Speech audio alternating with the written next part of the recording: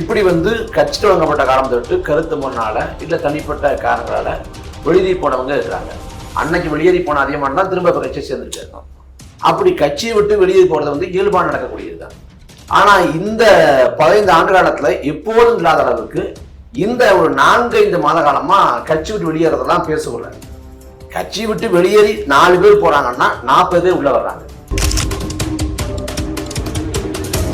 இப்ப காளியம்மாள் கட்சி விட்டு போறாங்கன்னா காளியம்மாள் நாம் தமிழர் கட்சியில 2018 சேர்றாங்க. நாம் தமிழர் கட்சியில காளியம்மாள் சேர்ந்தால் செய்தி இல்லை, சேர்ந்தால் செய்தி இல்லை. ஆனா விலகனா செய்தி. ஏன்னா ஒரு இயக்கத்திலிருந்து ஒருத்தர் வெளியேறி போறதாலேயே இயக்கம் வீழ்ந்துருமான்னா வீழ்ந்ததாக சரித்திரமே இல்லை. திமுக தமிழ்நாட்டு ஊடகங்களை கைக்குள்ள வச்சுக்கிட்டு கட்சி விட்டு வெளில போறாங்கன்னா செய்தியாக, கட்சியில சேர்றாங்களா செய்தியாக. அதே போல 15 ஆண்டுகளா ஐயா ஸ்டாலின் நாம் தமிழர் கட்சினோ அண்ணன் சீமானவர்கள் பேரையோ எந்த இடத்தையும் உச்சரிக்கல. நாம் தமிழர் கட்சியிலிருந்து திமுக போறாங்கன்னா பெரிய பொறுப்பு, பெரிய வாய்ப்பு. ராஜீவ்காந்தி உட்பட பல பேருக்கு நாம் தமிழர் கட்சி வெளியேறி போறாங்கன்னா பெரிய மதிப்பு, பெரிய வரவேற்பு, அவங்களை தூக்கி வச்சு கொண்டாடுவாங்க. ஆனா எந்த இடத்தையும் நாம் தமிழர் கட்சி சொல்ல மாட்டாங்க. ஒரு கட்சியை காலி பண்றதுக்கு என்னென்ன வேலை இருக்கும் அத்தனை வேலையும் இன்னைக்கு திமுக செய்து கொண்டிருக்கு. இது வரைக்கும் திமுக வாக்கு காசே கொடுத்தது இல்ல, காசு கொடுத்ததே இல்ல. காசு கொடுக்க வேண்டிய அவசியமும் எங்களுக்கு இல்ல.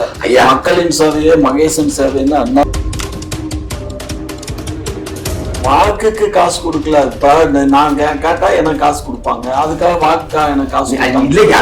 பெரியார் மீது அண்ணா மீது ஆணை இதுவரை திமுக வாக்கு காசு கொடுத்ததே இல்லை. நான் அப்படி எல்லாம் சொல்ல இயலாதுங்க. ஆணை சொல்லுங்க, சத்தியம் பண்ணாங்க. அது ஆணைன்னா என்ன? அது சத்தியம் தான். அது இல்ல, ஆணை சொல்லலாம். அத ஐயா ஸ்டாலினே சொல்றாரு, ஆணையிட்டு சொல்றாங்க. ஆணையிட்டு அவரு சொல்லலாங்க, அவரு சீஃப் மினிஸ்டரா இருக்காரு. அது இல்லைங்க, திமுக காசு கொடுக்கல, திமுக காசு கொடுக்கல, அவ்வளவுதான். அப்ப 30 லட்சத்துக்கு உட்பட செலவு பண்ணுச்சு. எது?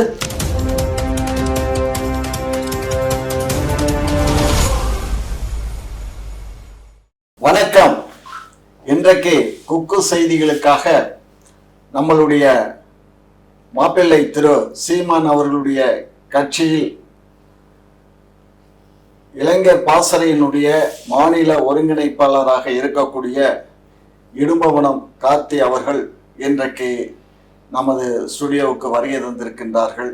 அவர்களோடு நான் கேள்வி கேட்கின்றேன், அவர் என்னை கேள்வி கேட்பார். எங்கள் இருவருக்குள் கேள்வி மோதல்களும் பதில் மோதல்களும் நீங்கள் ரசித்து இந்த சேனலை சப்ஸ்கிரைப் செய்யுமாறு அன்போடு கேட்டுக்கொள்கின்றேன். லட்சக்கணக்கான இளைஞன் சீமானா மாறி நிற்கிறான் பார்.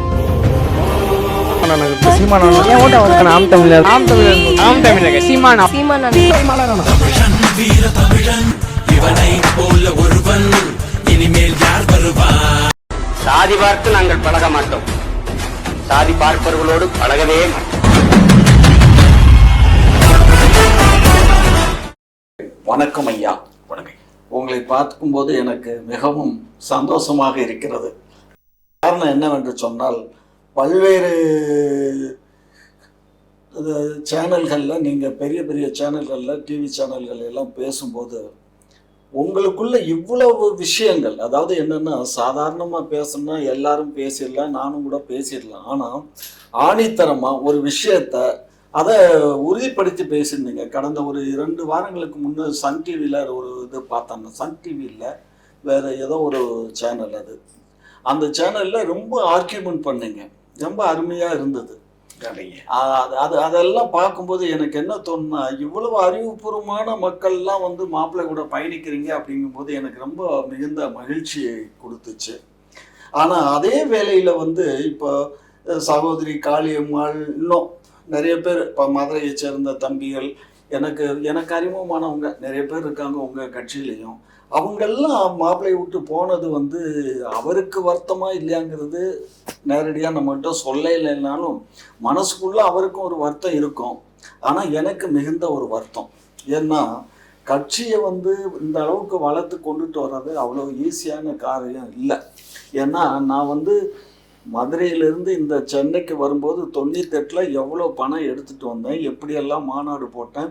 நான் போட்ட மாநாடுக்கு அப்புறம் யாருமே சென்னையில் அவ்வளோ பெரிய மாநாடு போட்டதில்லை. 99 ஏப்ரல் மாதம் நான் பண்ணேன் டிஎன்ஆரில். அவ்வளோ பிரம்மாண்டம் நடத்தினேன். எல்லாரும் ஆச்சரியப்பட்டோம். எல்லா பத்திரிகையும் அடுத்து திராவிட முன்னேற்ற கழகத்துக்கு எதிராக வந்து காமாட்சி நாயுடு ஆட்சி அமைப்பார், திராவிட தெலுங்கர் முன்னேற்ற கழகம் ஆட்சி அமைக்கும்னு நம்ம 8 கால செய்தி போட்டான். அந்த அளவுக்கு பரபரப்பாக பேசப்பட்டது. 2001 பீச்சில் மாநாடு போட்டேன், பரபரப்பாக பேசப்பட்டது. நான் இது எதுக்கு சொல்கிறேன்னா, கட்டுக்கோப்பாக இந்த கட்சியை கொண்டுட்டு வர்றது அவ்வளோ கஷ்டம். ராத்திரி பகல் பாராது உழைச்சதுனால தான் அந்த வெற்றி கிடைச்சது எனக்கு. அப்படியுமே அந்த வெற்றி என்னால் தக்க வைக்க முடியாமல் தான் கட்சியை கொண்டு திமுகவில் இணைச்சிட்டேன் 2016. அப்படி நான் இவ்வளவு இருக்கும்போது இன்றைக்கு திரு சீமான் அவர்கள் இந்த அளவுக்கு உங்களை எல்லாம் வளர்த்து 2ஆம் கட்ட தலைவர்களை பெரிய அளவில் ஒரு ஆளுமை மிக்க தலைவர்களாக வளர்த்து கொண்டு வந்திருக்காரு. அப்படிங்கும்போது எனக்கு மற்றற்ற மகிழ்ச்சி கொடுக்குது. ரொம்ப சந்தோஷம். நீங்கள் எல்லாம் வந்து அவருக்கு உறுதுணையாக இருந்து இந்த கட்சியை வழி நடத்துறது எனக்கு சந்தோஷம். அதே வேளையில் வந்து நாம் தமிழர் அப்படிங்கிறது வந்து ஐயா வந்து அந்த கட்சியை வந்து வச்சிருந்தாரு. நம்ம ஆதித்தனார் அவங்களும் எனக்கு தெரியும். ஏன்னா அவர் சம்பந்தம் பண்ண குடும்பமே எனக்கு பழக்கமான குடும்பம். நிறைய பேருக்கு தெரியாது. அவங்க ஒரே வீட்டில் 5 பொம்பளை பிள்ளைங்க. அந்த 5 பொம்பளை பிள்ளைல அவங்க எல்லாம் கல்யாணம் பண்ணிக்கிட்டாங்க. சரிங்களா? அந்த 5 பேரும் எனக்கு பழக்கமானவங்க. அது சின்னவரெல்லாம் பார்த்தீங்கன்னா சபரிமலையான்கிறவர் எங்கள் காலேஜ்லேயே வந்து கிளாஸ் எடுத்தார், லா எடுத்தார். அவர் எம்ஏ பாராட்டலாம். அதே மாதிரி எம்ஏ பாராட்டில் படித்த ஒருத்தர் தான் காமராஜரை எய்த்து மற்ற எல்லாம் எதிர்த்து நாகர்கோயிலில் அப்போ 72 ஞாபகம் இருக்குன்னு நினைக்கிறேன். அப்போ எம்பி இடைத்தேர்தலில் போட்டி போட்டார். அவர் ஒரு மருமகன். இவங்கெல்லாம் கோ பிரதர்ஸு. அப்படிப்பட்டவர் வந்து அவராலேயே அந்த கட்சியை வழி நடத்த முடியல. எதுக்கு இப்போ ஆதித்தனார் ஐயா சொல்கிறேன்னா, அவர்கிட்ட ஒரு பத்திரிக்கை செல்வாக்கு இருந்தது, பொதுமக்கள்கிட்ட செல்வாக்கு இருந்தது. இருந்தும் அந்த கட்சியை அவரால் வழி நடத்த இயலாமல் திராவிட முன்னேற்ற கழகத்தில் கொண்டு போய் அவர் கட்சி அன்னைக்கில் அவர் திராவிட முன்னேற்ற கழகத்துக்கு போயிட்டார். திராவிட முன்னேற்ற கழகத்தில் போய் வந்து சபாநாயகராக வந்தார். அடுத்த முறை அமைச்சராக வந்துட்டார். அதுக்கப்புறம் இறைவன் அவரை அழைச்சிட்டு போயிட்டாருன்னு வச்சுக்கோங்க. அந்த கட்சியை எடுத்து இன்றைக்கு இந்த அளவுக்கு எடுத்து கொண்டுட்டு வந்து ஏறக்குறைய ஒரு 36 லட்சம் வாக்குகளை வாங்கி 8.2% மேலே வாங்கி இன்றைக்கி பதிவு பெற்ற ஒரு அரசியல் கட்சியாக அங்கே வைக்கிறீங்க அப்படின்னா இது ரொம்ப இது ஜெயிண்ட்டுன்னு தான் சொல்லணும். அந்த அளவுக்கு வேலை செஞ்சால் தான் இந்த மாதிரி எல்லாம் இயக்கங்களை வளர்த்து கொண்டுட்டு வர முடியும். ஆனால் ரோட்டில் போகிறவங்க ஈஸியாக சொல்லிட்டு போயிடுவாங்க, அவர் என்ன பண்ணார் அது பண்ணார். ஆனால் இது எவ்வளோ கஷ்டங்கிறது எனக்கு ஒரு கட்சி வச்சோங்கிற முறையில் எனக்கு தெரியும்.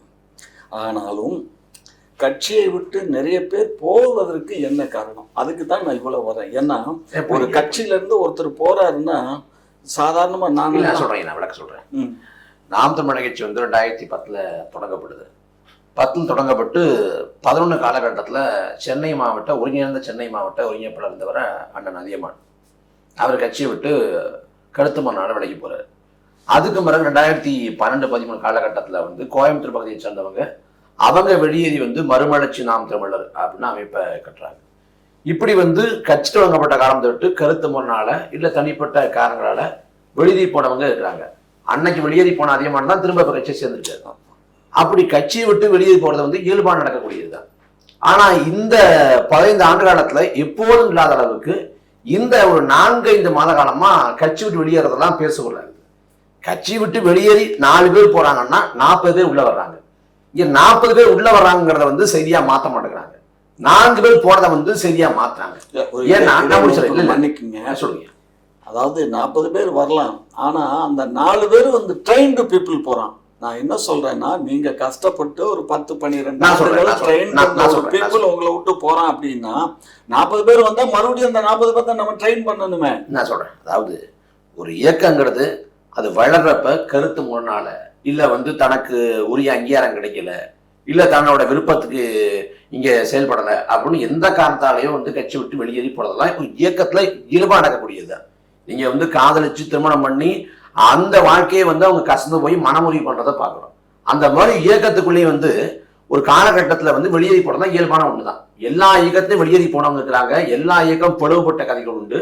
அதெல்லாம் ஒரு இயக்கத்தோட வளர்ச்சியை வந்து மட்டுப்படுத்திடுமா கட்டுப்படுத்திடுமானா அப்படி இல்லை. நாம் தமிழர் கட்சியை பொறுத்த வரைக்கும் இந்த ஒரு 5 மாதங்களாக கட்சி விட்டு எல்லாரும் வெளியேறாங்க அப்படிங்கிற தோற்றம் திட்டமிட்டு ஏற்படுத்தப்படுது. கடந்த டிசம்பர் 29ஆம் தேதி 2024ஆம் ஆண்டு அன்னைக்கு நாம் தமிழர் கட்சியோட இளைஞர் பாசறை, மாணவர் பாசறை, மகளிர் பாசறை சார்பாக தமிழ்நாடு முழுக்க உறுப்பினர் சேர்க்கை முகாம் போடுறோம். அந்த உறுப்பினர் சேர்க்கை முகாமில் 1000 இடங்களுக்கு மேல போடப்பட்ட அதுல 14,000 பேர் உறுப்பினர்களாக சேர்றாங்க. ஒரே நாள்ல ஒரு கட்சியில 14,000 பேர் சேர்றாங்கன்னா அந்த மக்கள் மத்தியில எவ்வளவு செல்வாக்கோடு இருக்கு அப்படின்னு புரிஞ்சுக்கணும். உதாரணத்துக்கிட்ட மதிமுக, மறுமலர்ச்சி திராவிட முன்னேற்ற கழகம், அந்த இயக்கத்துல கடந்த 6 மாத காலத்துல ஒரு 60 பேர் சேர்ந்திருப்பாங்கன்னா சேர்ந்திருக்க வாய்ப்பு இல்லை. இன்னொரு 5 ஆண்டு இடம் கழிச்சு ஒரு 100 பேர் சேர்றாங்கன்னா சேர வாய்ப்பு இல்லை. மதிமுக வளர்ச்சி இல்லை, மட்டுப்பட்டுச்சு. அதே போல மக்கள் நீதி மையம் அங்க சேருவாங்களா? கடந்த ஓராண்டு காலத்துல ஒரு 100 பேர் சேர்ந்துட்டாங்கன்னா சேரல, இனியும் சேர மாட்டாங்க. அப்ப மதிமுக, மக்கள் நீதி மையம் இதெல்லாம் வளர்ச்சி மட்டுப்பட்டுருச்சு, கட்டுப்பட்டுருச்சு, இனிமே யாரும் சேர வாய்ப்பு இல்லை. ஆனா நாம் தமிழர் கட்சி நாளுக்காக வளர்ந்து கொண்டிருக்கிறது, கட்சி பெருகி கொண்டிருக்கிறது, அந்த கட்டமைப்பை விரிவுபடுத்தி கொண்டிருக்கிறது. அப்ப 4 பேர் போறாங்கன்னா அதை விட வலிமை வாய்ந்த 40 பேர் உள்ள வருவாங்க. இப்ப காளியம்மாள் கட்சி விட்டு போறாங்கன்னா காளியம்மாள் நாம் தமிழர் கட்சியில 2018 சேர்றாங்க. நாம் தமிழர் கட்சியில காளியம்மாள் சேர்ந்தால் செய்தி இல்லை, சேர்ந்தார் செய்தி இல்லை. ஆனா விலகனா செய்தி. ஏன்னா காளியம்மாளை ஒரு ஆளுமையாக, ஒரு திறன்மிக்க பேச்சாளராக, ஒரு பெண் நிர்வாகியாக வளர்த்து வார்த்தெடுத்தது நாம் தமிழர் கட்சி. ராஜீவ்காந்தி நாம் தமிழர் கட்சியை சேர்ந்தார். அப்புறம் ராஜீவ்காந்தி சேர்ந்தார் செய்தி இல்லை, கல்யாணம் சேர்ந்தார் செய்தி இல்லை. ஆனா வெளியேறி பிறப்ப செய்தியாகுது. ஏன்னா அவங்களை வளர்த்து வார்த்தெடுத்தது நாம் தமிழர் கட்சி. தமிழ் வழக்கம் ஐயா சாகுட மீது, ஐயா தடா சந்திரசேகர், அப்புறம் மறைந்த ஐயா மணிவண்ணன், இந்த 3 பேர் இப்ப நம்ம மோடி இல்லை. இந்த 3 பேரை தவிர்த்துட்டு எல்லாரும் அண்ணன் சீமானால வளர்க்கப்பட்டு, வார்க்கப்பட்டு, உருவாக்கப்பட்டவங்க தான்.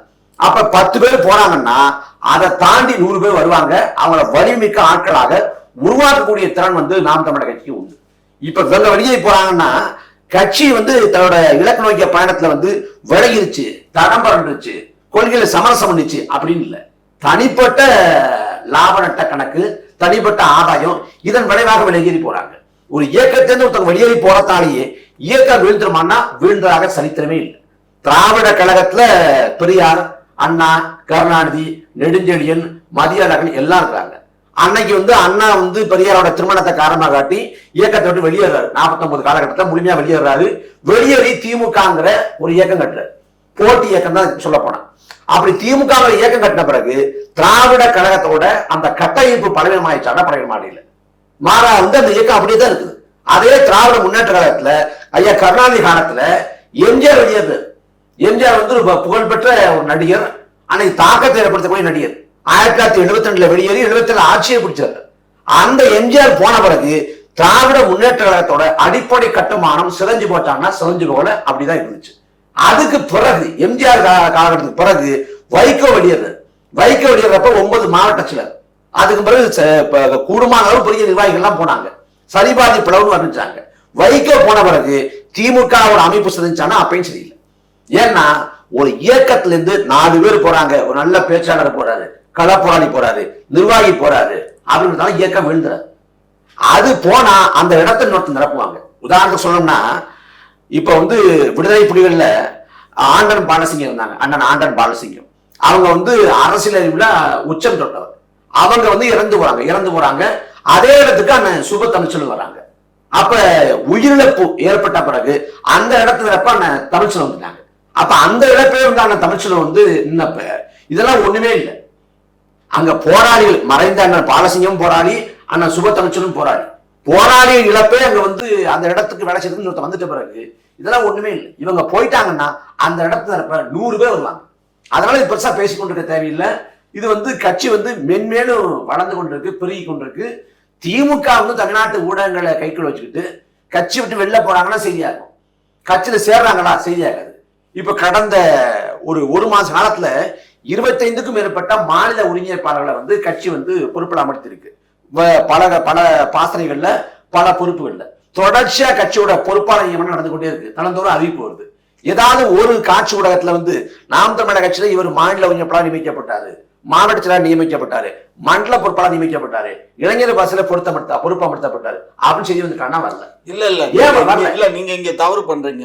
எந்த ஊடகத்துக்கு நீங்க இந்த மாதிரி டைப் பண்ணி இந்த நாருக்கெல்லாம் இந்த பொறுப்பு கொடுத்துருக்கோம், இதை உங்க பத்திரிகையிலயோ அல்லது உங்க செய்தி சேனல்லையோ நீங்க அறிவிக்குமாறு கேட்டுக்கொள்கிறேன். நீங்க என்னைக்காவது எழுதி அனுப்பிச்சு ரெண்டு செய்தி நாம இந்த பொறுப்பு அறிவிக்கிறது எல்லாத்தையும் அனுப்புறோம். முதல் செய்தி. ரெண்டாவது செய்தி, கட்சி விட்டு வெளியேறி போறவங்க எந்த ஊடகத்துக்கும் அனுப்புறது இல்லை. அவங்க முகநூல்ல ஒரு பதிவு போடுறாங்க, அந்த பதிவை உடனடியா செய்தியா மாற்றப்படுது.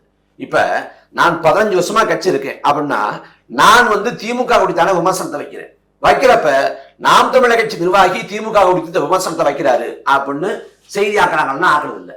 ஆனா நேற்று கட்சியை சேர்ந்து இன்னைக்கு ஒருத்தர் வெளியேறேன் அப்படின்னு போட்டாலும் செய்தியா மாற்றப்படுது. ஏன்னா திமுகவும் தேவைப்படுது. திமுக வந்து நாம் தமிழர் கட்சி பேசாம 15 ஆண்டுகளா கடந்து வந்தாங்க. உதாரணம் சொல்லணும்னா ஐயா கருணாநிதி மறைஞ்சு போயிட்டாங்க. இன்னைக்கு 2016 ஒரு அறிக்கை கொடுத்தாங்க, இரங்கல் அறிக்கை. காவிரி உரிமை மீட்பு போராட்டத்தில் தம்பி விக்னேஷ் வந்து உயிரிழந்தாரு. உயிரிழந்தப்ப ஒரு இரங்கல் அறிக்கை கொடுத்தாரு. அந்த இரங்கல் அறிக்கையில கூட நாம் தமிழர் கட்சியின் பேரணின்னு சொல்லாம சென்னையில் நடைபெற்ற பேரணி ஒன்றில் குறிப்பிட்டார். அந்த இடத்துல நாம் தமிழர் கட்சின்னு சொல்லல. அதே போல 15 ஆண்டுகளா ஐயா ஸ்டாலின் வந்து நாம் தமிழர் கட்சினோ அண்ணன் சீமானவர்கள் பேரையோ எந்த இடத்தையும் உச்சரிக்கல. நாம் தமிழர் கட்சியிலிருந்து திமுக போனாங்கன்னா பெரிய பொறுப்பு, பெரிய வாய்ப்பு. ராஜீவ்காந்தி உட்பட பல பேருக்கு வந்து நாம் தமிழர் கட்சி வெளியேறி போறாங்கன்னா பெரிய மதிப்பு, பெரிய வரவேற்பு, அவங்களை தூக்கி வச்சு கொண்டாடுவாங்க. ஆனா எந்த இடத்துலையும் நாம் தமிழர் கட்சி சொல்ல மாட்டாங்க. அப்ப என்னன்னா பேசாம கடந்து போயிடணும் அப்படின்னு நினைச்சாங்க. இப்ப 8 விழுக்காடு வாக்குகளை பெற்று மாநில கட்சி அங்கீகரிக்கப்பட்ட பிறகு இந்த வாக்கு விழுக்காடை இனி அதிகரிக்க விடக்கூடாது. அப்ப என்ன பண்ணலாம்? உளவுத்துறையை போட்டு கட்சியில அதிருப்தியா இருக்காங்களா, அவங்க வெளியேற மாதிரி இருக்காங்களா, அவங்களை வெளில கொண்டு வந்து அவங்களை பேட்டி கொடுக்க விடு. அந்த பேட்டி கொடுக்க வச்சு செய்தியா மாத்து. கட்சி கொடுத்து எதிர்மறையான பிம்பத்தை ஏற்படுத்து. கட்சிக்குள்ள சிண்டு முடிஞ்சு விடு. தேவையில்லாத உள்நாடக்களை வெளில விடு.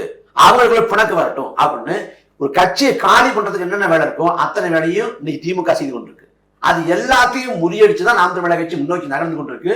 இப்ப கட்சி விட்டு வெளியேறாங்க அப்படின்னு கருத்து கட்டினாங்க.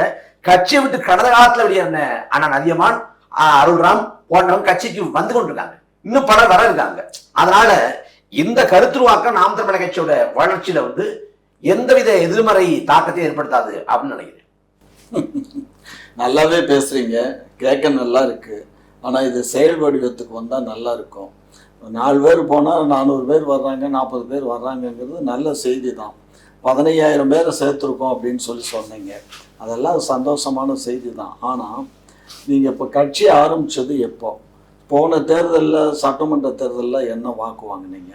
இந்த கடந்த சட்டமன்ற தேர்தலில் என்ன வாக்கு வாங்கினீங்க? இப்போ நாடாளுமன்ற தேர்தலில் என்ன வாக்கு வாங்கினீங்க? கொஞ்சம் யோசிச்சு பாருங்கள். கட்சி ஆரம்பித்து எவ்வளோ நாள் ஆகிடுச்சு? ஏறக்குறைய 13-14 ஆண்டுகள் ஆயிடுச்சு. இந்த ஆட்சி காலத்தில் அட்லீஸ்ட் நம்ம வந்து வரக்கூடிய இந்த 2026 சட்டமன்ற தேர்தலில் எத்தனை சதவீதம் வாக்கு வாங்குவீங்க சொல்லுங்க? 2026 இங்கே 2026 ஆட்சி அதிகாரத்தை பிடிக்கிறது தான் வேலை செய்யும். வாக்கு விழுக்காடு நமக்கு நோக்கம் இல்லை, ஆட்சி அதிகாரத்தை பிடிப்பது தான் நோக்கம். இதுல வந்து 1949 அறிஞர் அண்ணா வந்து ராபின்சன் பூங்காவில் கொட்டுகிற மலையில திராவிட கழகத்திலிருந்து பிரிஞ்சு கட்சி தொடங்கினார். உங்களுக்கு தெரியும். கட்சி தொடங்கின பிறகு 1967 ஆட்சி பிடிக்கிறது. அப்படி ஆட்சி பிடிக்கிற சமயத்துல வந்து எல்லாரும் ரொம்ப மனமகிழ்ச்சியோடு இருக்கிறாங்க. அண்ணா மட்டும், அறிஞர் அண்ணா மட்டும் பெரிய மனமகிழ்ச்சியோடு இல்லை. அண்ணா சொல்றாரு, நாம இன்னும் பல காலம் பக்குவப்பட்டு பயணப்பட்டு பிறகு இந்த ஆட்சி கிடைச்சிருந்தா நல்லா இருந்திருக்கும், ரொம்ப குறுகிய காலத்திலேயே ஆட்சி பிடிச்சிட்டோம் அப்படின்னாரு. ஆனா அன்னைக்கே 18 ஆண்டு ஆயிடுச்சு, ஏறக்குறைய 4 நூற்றாண்டு காலத்தை ஒட்டி. அப்ப அந்த 18 ஆண்டு காலத்தையே குறைவான காலகட்டம், நாம இன்னும் பல காலம் பக்குவப்பட்ட பிறகு ஆட்சியை பிடிச்சிக்கலாம் அப்படின்னு அண்ணா வர்ணிச்சாருன்னா, நாம் தமிழர் கட்சி தொடங்கப்பட்டு 15 ஆண்டு தான் இருக்குது. நாங்க 2016 பிறகுதான் தேர்தலுக்கு வர்றோம். 16, 19, 21, 24 4 பொது தேர்தலை கடந்து வர்றோம். பொதுவா தேர்தலுக்கு ஒரு இலக்கணம் வந்து உங்களுக்கு தெரியும். துவக்க கட்சி வந்து வளராது. ஒரு கட்சி தோத்து போச்சுன்னா மக்கள் மத்தியில வந்து நன்மதிப்பு இழந்துரும். 2016 மாற்றுங்கிற முழக்கத்தை வச்சு விஜயகாந்த் தலைமையில மக்களை கூட்டணிங்கிற ஒன்று கட்டமைக்கப்பட்டுச்சு. வைகோ, திருமாவளவன், இந்திய கம்யூனிஸ்ட், மார்க்சிஸ்ட் கம்யூனிஸ்ட் கட்சி, ஜி.கே. வாசன் எல்லாரும் அடங்கிய ஒரு கூட்டணியை கட்டமைச்சாங்க. அவங்க வந்து மாற்றுங்கிற முழக்கத்தை வச்சாங்க. அதே காலகட்டத்தில் நாமளும் அதே முழக்கத்தை முன் வச்சு களத்துக்கு வந்தோம். ஆனா விஜயகாந்த் தலைமையிலான அந்த மக்களை கூட்டணி தோத்து போன பிறகு மக்களை கூட்டணி மக்களை கூட்டியக்கமா மாறி மக்களுக்காக போராடுற அமைப்பா மாறாங்களா? மாறல. மாறாக சிதறி போனாங்க. வாசன் அதிமுக பக்கம் போயிட்டாரு, திருமாவளவன், வைகோ, இந்திய கம்யூனிஸ்ட், மார்க்சிஸ்ட் கம்யூனிஸ்ட் கட்சி எல்லாம் திமுக பக்கம் போயிடுச்சு. அப்ப அதோட முடிஞ்சு போச்சு. அதே போல நாம் தமிழர் கட்சி அந்த தேர்தல் காலத்துல வெற்றி பெறல, தோல்விதான் அடைஞ்சு. அண்ணன் சீமானவர்கள் வந்து கடலூர்ல வெற்றி பெறல, 5வது இடத்துல தள்ளப்பட்டாங்க. வாக்கு விழுக்காடு ஒட்டு மொத்தமா நம்ம பெற்றது வந்து 1.1 தான். அப்ப 1 விழுக்காட்ட வாக்குகளை பெற்ற நாம் தமிழர் கட்சி முடிஞ்சு போச்சு. அப்ப நாம் தமிழர் கட்சி போன்ற இந்த இயக்கங்களுக்கு வந்து தேர்தல் பாதை ஒத்துறாது, அவங்க தேர்தல் பாதையில வந்து ஜோபிக்க முடியாது, முடிஞ்சு போச்சு, இந்த 1.1 தான் அதிகம் அப்படின்னு நினைச்சாங்க. 1.1ங்கிற விழுக்காடு வாக்கப்பட்ட நாம் தமிழர் கட்சி 16ல 19 பாராளுமன்ற தேர்தலில் நம்ம காங்கிரஸ் வேண்டாம் பாஜக வேண்டாம் நிலைப்பாட்டை வச்சிருந்தோம். யாரு பிரதமர்னு சொல்லல, பிற மாநிலங்கள்ல போட்டி இல்லை, பிற மாநில கட்சியோட கூட்டணி வைக்கல. அப்ப தமிழ்நாட்டில் மட்டும்தான் போட்டி போடுறோம். சட்டமன்ற தேர்தலே நம்ம வெற்றி பெறல. அந்த கட்சிக்கு 2019ல 4 மடங்கு வளர்ச்சியை கொடுத்தான். 1.1ல இருந்து 4 விழுக்காடுக்கு போனோம். அதுக்கு போது 2021 அந்த தேர்தல் காலத்துல 7 விழுக்காடு வாக்கு, கடைசி 2024ல 8 விழுக்காடு வாக்கு. ஒரு கட்சி வெற்றி பெற்றா வளரும், தோல்வி அடைஞ்சா வளராது. இதான் நியதி, இதான் விதி, அரசியல் விதி, எழுதப்படாத இலக்கணம். அந்த இலக்கணத்தை தகர்த்து வெற்றி பெறாத கட்சி 4 பேர் வளருது. இன்னும் சொல்ல போனா 2024ல காங்கிரஸும் வேண்டாம் பாஜக வேண்டாங்க நிலைப்பாட்டு எடுத்தவங்க எல்லாம் தோத்து போயிருக்காங்க. மாயாவதி தோத்து போனாங்க, தெலுங்கானாவில் சந்திரசேகராவ் தோத்து போனாரு. ஆனா நாம் தமிழர் கட்சி வெற்றி பெறலாம் கூட வாக்கு விழுக்காட்டுல உயர்வை காட்டியிருக்கு. அப்ப கட்சி வளர்ந்து கொண்டுதான் இருக்குது. நீங்க இன்னும் சொல்ல போனா திமுக இருக்கு இன்னைக்கு தேர்தல் களத்துல. திமுக வந்து நேர்மையாக நாம் தமிழர் கட்சி எதிர்கொண்டா கட்டாயம் தோத்து போகும். ஒரு சட்டமன்ற தொகுதிக்கு அதிகபட்சம் செலவு பண்ணலாம்னு வச்சிருக்க தொகைங்கிறது 40 லட்சம் தேர்தல் ஆணையம். இந்த 40 லட்சத்தை ஏதாவது ஒரு தொகுதி செலவு பண்றாங்களா? 20 கோடி 30 கோடி 40 கோடி கோடியில கொட்டி வச்சுதான் அவங்க தேர்தல் எதிர்கொள்றாங்க. இந்த 40 லட்சத்துக்கு உட்பட்டு செலவு பண்ணி நாம் தமிழர் கட்சியை தோற்கடிக்கட்டும். அப்படி ஒரு தோல்வி வருதுன்னா அந்த தோல்வியை ஏற்றுக்கிறோம். பெருந்தலைவர் காமராசர் தன் தோல்வியை வந்து ஜனநாயகத்தின் வெற்றின்னு, அதே போல ஜனநாயகம் வெற்றி பெற்றுச்சுன்னு ஏற்றுக்கிறோம். மக்கள் முடிவுன்னு நினைச்சு வரவேற்கிறோம். அப்படி எதுவுமே இல்லையே. காசை கொடுத்து மக்களுக்கு வந்து பரிசு பொருள் கொடுத்து பணம் கொடுத்து டோக்கன் கொடுத்து விலை வீசி கள்ள வாக்கு செலுத்தி இப்படி எல்லாம் பண்ணிதான் திமுக வெற்றி பெறும். நீங்க சொல்றது முழுமையா நான் மறுக்கிறேன். திமுக யாருக்கும் காசும் கொடுக்கல, எந்த விதமான பரிசு பொருள்களும் கொடுக்கல. எந்த ஈரோடு இது வரைக்கும் திமுக வாக்கு காசே கொடுத்தது இல்ல, காசு கொடுத்ததே இல்ல. காசு கொடுக்க வேண்டிய அவசியமும் எங்களுக்கு இல்ல. மக்களின் சேவையே மகேசன் சேவைன்னு அண்ணா ஐயா ஈரோடு கிழக்குல ஐயா, ஈரோடு கிழக்குல இந்த முறை கூட வேண்டாம், விட்டுருவோம். கடந்த முறை ஈரோடு கிழக்குல பணம் கொடுக்கலையா? இல்ல, பணம் கொடுத்ததாக நான் கேள்விப்படல. அந்த கல்யாண மண்டபங்கள்ல அவங்களுக்கு வந்து ஊழியர்கள் கூட்டம் நடத்தினாங்க. அந்த ஊழியர் கூட்டத்துக்கு காலையில இருந்து மத்தியான சாப்பாடு எல்லாம் போட்டு சாயந்தரம் ஊழியர் கூட்டம். ஐயா ஊழியர் கூட்டம் இல்லையா, அவங்கள வந்து தலைக்கு விலை பேசி டாடா ஏசி போன்ற வாகனங்களை ஏற்றி கொண்டு போய் அடைச்சு வச்சு மற்ற கட்சிக்காக பரப்புரை பண்ணக்கூடாதுன்னு. இல்ல அப்படியெல்லாம் இல்ல. அவங்களுக்கு வந்து அங்க அவங்க ஊழியர் கூட்டம் தான் நடந்துச்சு. அந்த என்ன ஊழியர் கூட்டங்க? கட்சி திராவிட முன்னேற்ற கழகம் எப்படி எல்லாம் செயல்படணும், எப்படி எல்லாம் வாக்குச்சாவடி எல்லாம் வாக்கு. ஐயா அதெல்லாம் அங்க இருந்தவங்க எல்லாம் அடித்தட்டு உழைக்கும் மக்களுங்க, எல்லாத்துக்கும் அடித்தட்டு உழைக்கும் மக்களையும் கூட்டு போகணும். ட்ரைனிங் தான் கண்ணு. ட்ரைனிங் எப்ப கொடுப்பீங்க? தேர்தல் சமயத்திலயா? ஒரு விஷயம் புரிஞ்சுக்கோங்க, இது ஜனநாயக நாடு. இதுல இவ்வளவுதான் நீங்க தான் சொன்னாங்க. அதாவது இப்ப உங்களுக்கு இறைவன் மீது நம்பிக்கை இருக்கலையா? இறைவன் மீது நம்பிக்கை எல்லாம் எனக்கு கிடையாது. தொடங்குறப்ப இறைவன் கூட்டு போயிட்டாரு அப்படின்னு சொல்லி ஏதோ சொன்னீங்க. அது எனக்கு நம்பிக்கை இல்லைங்க. அப்ப நீங்க வந்து பெரியார் மீது அண்ணா மீது ஆணையிட்டு நீங்க சொல்லுங்க, திமுக வாக்கு காசு கொடுக்கல. வாக்குக்கு காசு கொடுக்கல. இப்ப நான் கேட்டா எனக்கு காசு கொடுப்பாங்க, அதுக்காக வாக்குக்காக எனக்கு காசு இல்லையா? பெரியார் மீது அண்ணா மீது ஆணை, இதுவரை திமுக வாக்கு காசு கொடுத்ததே இல்லை. நான் அப்படி எல்லாம் சொல்ல இயலாதுங்கண்ணே. எங்கேயா ஒரு இடத்துல ஏதாவது ஒரு எம்எல்ஏ போட்டி போடுறவரு, நாடாளுமன்ற உறுப்பினர் போட்டி போடுறவரு, யாராவது இப்படி வச்சுக்கோமே. திமுக தலைமை வாக்கு காசு கொடுக்க சொல்லவே இல்லை. இது பெரியார் மீது அண்ணா மீது ஆணை சொல்லுங்க கண்ண. நான் அவங்களை எல்லாம் சத்தியம் பிரத்தியம் எல்லாம் எனக்கு தேவையில்லை. ஆணை சொல்லுங்க. சத்தியம் பண்ணாங்க. அது ஆணைன்னா என்ன? அது சத்தியம் தான். அது இல்ல, ஆணை சொல்லலாம். அதை வந்து ஐயா ஸ்டாலினே சொல்றாரு, ஆணையிட்டு சொல்றாங்க. அப்படி ஆணையிட்டு அவரு சொல்லலாங்க, அவரு சீஃப் மினிஸ்டரா இருக்காரு. அது இல்லைங்க, திமுக காசு கொடுக்கல. திமுக காசு கொடுக்கல, அவ்வளவுதான். அப்ப 30 லட்சத்துக்கு உட்பட தான் செலவு பண்ணுச்சு. எது 30 லட்சத்துக்கு உட்பட செலவு பண்ணுச்சு? 30 லட்சத்துக்கு அவங்க தேர்தல் ஆணையம் என்ன பதிவு பண்ணி எவ்வளவு அமௌண்ட் செலவு பண்ணணும்னு சொன்னாங்களோ அந்த அமௌண்ட் தான் செலவு பண்ணியிருக்கோம். அதுக்கு மேல செலவு. திருமங்கலத்துல காசு கொடுக்கல.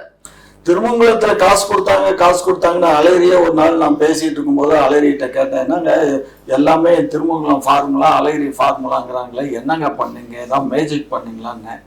அட ஏன்னா நாயுடு நீங்க வர, அவங்க ஏதாவது சாப்பாட்டுக்கு இல்லை காலையில வருவான், அவன் கொடியை பிடிச்சிக்கிட்டு நோட்டீஸ் கொடுக்குறது வீடு வீடா போய் சுத்திட்டு வருவான்.